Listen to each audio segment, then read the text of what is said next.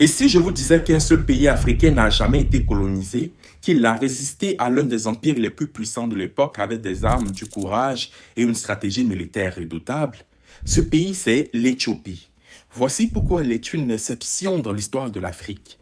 Située dans la corne de l'Afrique, l'Éthiopie est l'un des plus anciens royaumes du monde. Son histoire remonte à plusieurs millénaires et son indépendance a été farouchement défendue. En 1896, l'Italie tente de coloniser l'Éthiopie comme il l'a fait avec l'Érythrée et d'autres territoires. Mais l'empereur Ménélique II refuse l'accord truqué du traité de Huichol dans lequel les Italiens veulent faire passer l'Éthiopie comme un protectorat.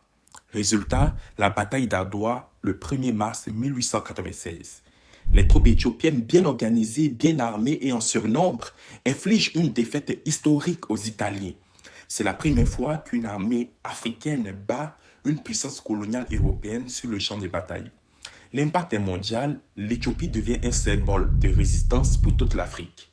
Ce moment marque aussi un tournant dans les ambitions coloniales de l'Italie.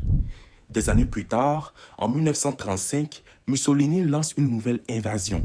Les troupes italiennes occupent brièvement le pays pendant 5 ans, mais cette occupation n'est jamais reconnue internationalement comme une colonisation officielle.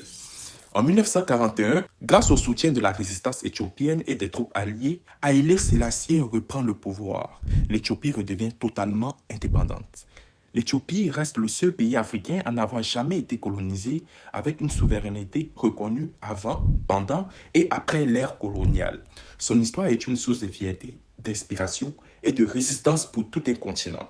Alors, la prochaine fois qu'on vous demande un exemple de résilience africaine, souvenez-vous d'Adwa, souvenez-vous de l'Éthiopie.